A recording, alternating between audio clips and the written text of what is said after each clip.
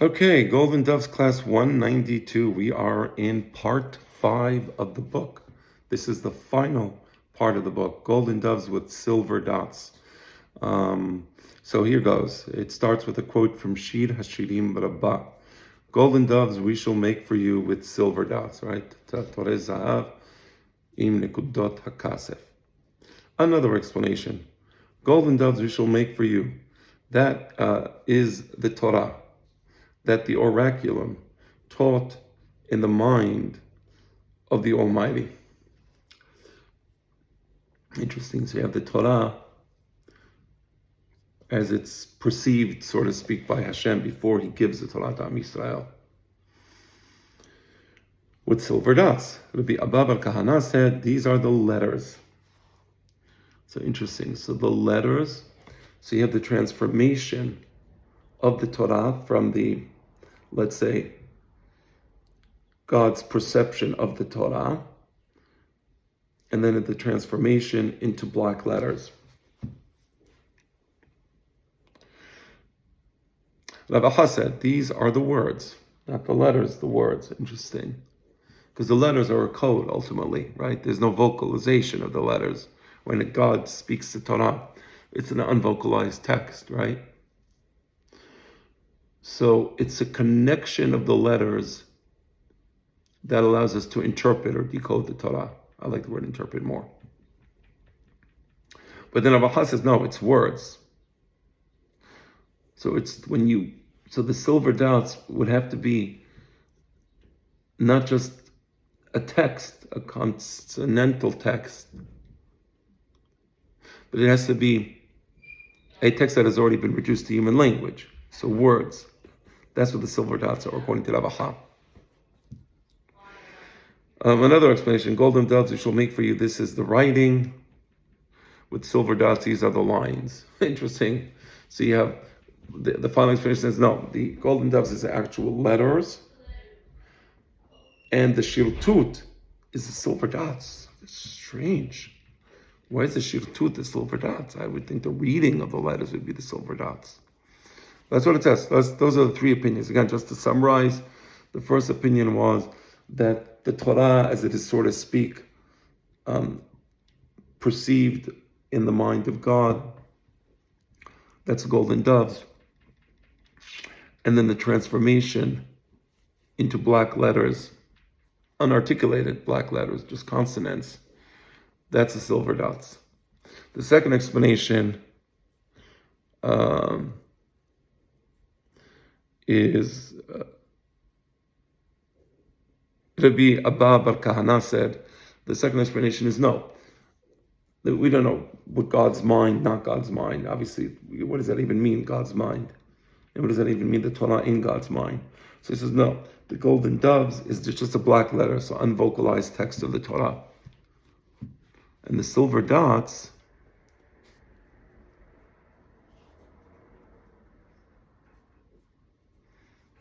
right? I'm sorry, Rav Acha. This was the I misspoke. This is the opinion of Rav Acha, that these are the words, right? So I'm going to read it again. Golden doves we shall make for you. That is the Torah. That is the oraculum taught in the mind of the Almighty. Okay, so both Rabbi Abba bar Kahana and Rav Acha agree that the golden doves is the Torah in the mind of the Almighty. Okay, and that is a machloket. The machloket is on silver dots. So Rabbi Abba bar Kahana says that the silver dots are the letters, and Rav Acha says no, the silver dots are the words. Okay, so both agree that you have the Torah in the Almighty, right? And that's the Toreh Zahav. But the question is, what is it? Nikudot hakasef? One says consonants, which of course that's not human language. Humans don't speak in consonants, right? They speak in vocalized words, right? And Rav Acha says, no, it's the words.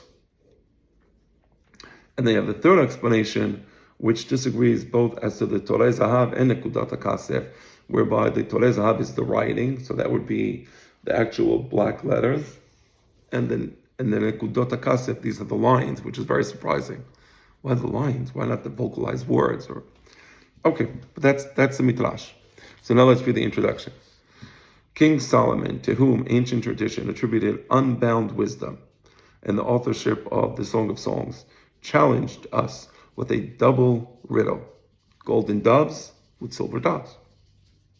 To begin with, there is a technical problem. Silver cannot be welded into gold. Therefore, so what's he talking about, right? How can golden doves with silver dots be made, right? As a beautiful jewelry or whatever it is, an ornament, but you can't make it. A clue to this problem is found in a verse in Proverbs, another book that ancient tradition attributed to King Solomon.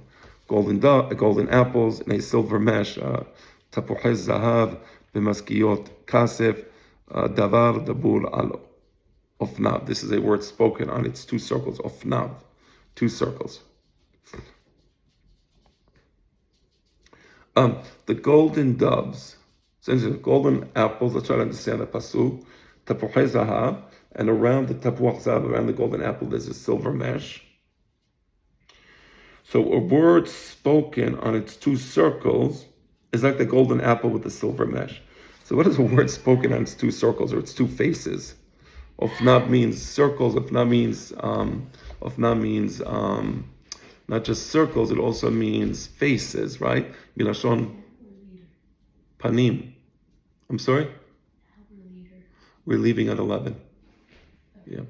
Sorry for the interruption. I'm going to a baseball game with my children, and they want to know when we're leaving. Right. So continuing. The golden doves. Let's see if there's anything in the footnote here. Let me just see if there's a footnote. 2. I just think it's a source, but let's see. Page 114. I think I may not have mentioned that it's page 114. Okay. So first of all, there was a footnote. Footnote 1. What did footnote 1 relate to? I don't see. I cannot seem to find footnote 1. Let's see. Okay. I see footnote 2. Footnote 2 relates to what we just said, the pasuk in Mishleh. What does footnote 1 relate to? I don't know. It could be that I'm losing my sight. Hopefully not. But I don't see a little number 1. But okay, let's read footnote 1. This term was first correctly read and interpreted by the Binyamin Musafia. For a further discussion, see Emla Mikla. Modern scholars overlook this interpretation. For some of their explanations and suggestions, see Israel Levi. For its precise meaning in Latin, I don't know. I don't know. The oraculum. Oh, okay. All right. On the Midrash in Shir HaShirim refers to the oraculum. So this actually is worth spending a little time on. So I want to, with your permission, open up the Midrash Rabbah on Shir HaShirim. Here goes. So give me a moment. Midrash Rabbah.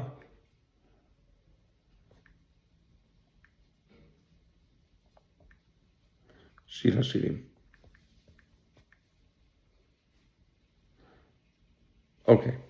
And this Midrash Rabbah Shir HaShirim, of course, is on the pasuk Toreh Zavim Nekudot HaKasef, and it's chapter 1, 11. Okay. Toreh Zahav Naaseh Lach. Okay. So let's see. Okay, here it is. I found it. Toreh Zahav Naaseh Lach Zu HaTorah Shelamad Alekulin or Alekulin Bedato Shel HaKadosh Baruch Hu. That's a really tough word. What does that mean? Right? What does it mean, Alekulin? I have to say that's what my father is.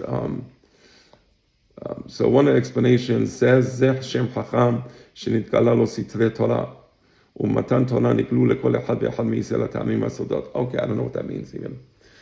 How can that Chacham Shelamad Alekulin Betato Shel HaKadosh Baruch Hu? I don't think that's not at all how my father explains it. So let's look. This term was first correctly read and interpreted by the Binyamin Musafia. For a further discussion, see M. Lamikra. So M. Lamikra, Volume 5, 123b. Give me a moment to get it. Because this is a difficult word. So my father translated it as the oraculum, right? Let's see if we can get a little more clarity on the meaning of this word. So we have Em Lamikra, 123b. So 123, there would be Kof, Kaf, Gimel. According to my calculations, I'm there now. Okay. Kof, Kaf, Gimel. 23b. Okay. So, oraculum, yes. I'm in the correct place. And I'm in the correct. Em Lamikra, it's on Pasuk, Perek Lamed Aleph, in the book of Devarim in Parashat Vayelech. There's a long, wow, really long Em Lamikra. I can't even find the beginning. Apparently it's on Pasuk Yotet. Ve'ata kitvu lachem et hashira hazot. Right? So I'm not going to read the whole Em Lamikra. It would take about 7 hours probably. Okay. But I'm just kind of going a few. ועל זה כתב, מי גבר מבין ולא יוכיח, מי גבר מבין ולא יוכיח מזה שאילו היו יודעים מנקודות שלנו, איך בין הדרשות, אוקיי. No, I'm sorry, I'm skipping. ולדעתי, הגם שיש בדבריו אלה כמראה דמות טענה, לא כן, אחר הדרישה והחקירה האמיתית, וזה משני פנים. האחד, כי הנה בערך ארקל. So that's בערך ארקל, and that's what the Midrash Rabbah was referring to, oraculum. Oh, so alekulin. So maybe that's the same word, perhaps. Let's see.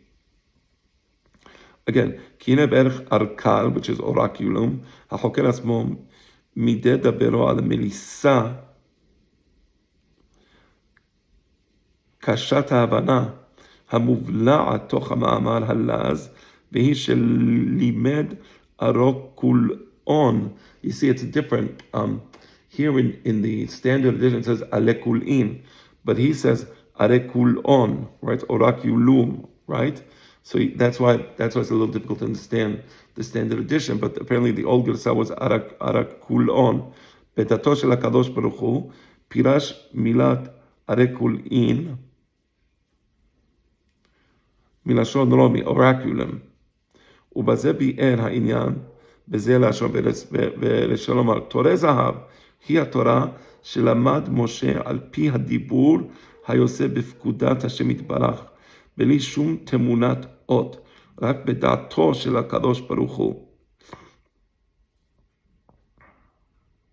Again, תורי זהב is the Torah that Moshe Rabbeinu learned through the speech that came out by God's orders, but this speech didn't have the image of any letters. It was all, so to speak, bedato shel HaKadosh Baruch Hu, in the mind of God. ואחרי זה, נקודות הכסף הן תמונת האותיות שנתלבש בהן הדיבור. So when God speaks, there's no letters, there's no human speech. So the oraculum somehow is the speech of God as perceived by Moshe Rabbeinu. Now we know that the other Nevi'im, when they perceive the speech of God, they perceive some sort of allegory. It transforms itself into an allegory. Here, the speech of God somehow, when it reached the mind of Moshe Rabbeinu, it transforms itself into letters. But these letters are unvocalized letters. This is crazy stuff, by the way. Okay. So, all right, so that's the oraculum. So that was a very important footnote because, again, I'm opening the Midrash Rabbah, and it says, Toreh Zahav Na'aselach Shelamad. It says Alekulin, but it should be Oraculum, right? So more, I don't know how the correct word would be pronounced Arakulun Bedato Shel HaKadosh Baruch Hu. It's not that, it's what the oraculum teaches Moshe of the mind of God. Obviously, nobody can penetrate the mind of God, right? But what the oraculum, which is God's communication, teaches Moshe of God's thinking. I don't like the mind of God. I don't like that. I'm going to now correct myself and say what it means. The oraculum is that what Rabbi Eliezer ben Amozek says God created, and so to speak, or he didn't say God created, but that's what it is. It's that which God orders to communicate the Torah to Moshe Rabbeinu. So that oraculum communicates the Torah in non-linguistic form to Moshe Rabbeinu. That non-linguistic form of the Torah, that's the Torah Zahav. But then Moshe Rabbeinu's mind transforms it into letters, which is itself also like Mavhila Ra'ayon, if I may say so. What does that even mean? Right? Now, the letters themselves are reducible to human speech, but you understand that the letters themselves are not human speech. It's unvocalized text, right? Wow. All right. That was a worthy footnote. Going to footnote 2. Footnote 2 is on Ofnav. Davar dabur al Ofnav. So Ofnav can mean circle, Ofan. Ofan betocha ofan, like the mar'eh of Yehezkel. Ofan also can be lashon panim. So Hebrew lexicographers are divided on the precise meaning of this term. Se'adya, Ibn Jannah, Hanambam, connected with the root penun he, pana, indicating direction, right? Like panim, face. Face, therefore, is a trajectory of a moving object rather than something static. Very interesting. So panim, not in the sense of a static face, but a direction. Others, such as Radak, connected with the word ofan, wheel, circle. In either case, the English orbit, face, and level convey the meaning of this term in the sense of a well-spoken utterance, which is significant at all levels of speech. Because sometimes you have rhetoric, and then you have the deeper meaning behind the rhetoric, right? This happens a lot, let's with politicians. Where there's rhetoric, and then it's actually, they mean something a little more insidious oftentimes. Right? So here, this well-spoken word, apparently, it operates at all levels in the same direction. Right? So maybe you don't have that contradiction between the superficial level. I'll give an example. We have Israel's back. Could also mean Israel better do what we tell them, or we're not going to have Israel's back. You see the idea of rhetoric, but the deeper meaning of rhetoric. Again, we have Israel's back. Oh, rhetoric, you have Israel. Maybe what they mean is, I'm not saying this is the case, but it could be the case. Just, you better well do what we're telling you to do because you don't want us not to have your back, right? It's like the mafia asking for protection money. We want to protect you. That's what we're about. We're here to protect you, right? You better well get their protection and pay the money because it's not just that they're not going to protect you, right? Do you understand the idea of rhetoric? But here, the upper meaning and the lower meaning, they point in the same direction. That's the idea of davar dabur al ofnav. In either case, both say Adyan Maimon is interpreted the term as dual, not as plural. Ofnav is not plural. Ofanim it would be then, right? Ofnav is dual. This explanation is implicit in Akila's translation. Cited in Bereshit Rabbah. Okay. All right. So I think we're going to stop here.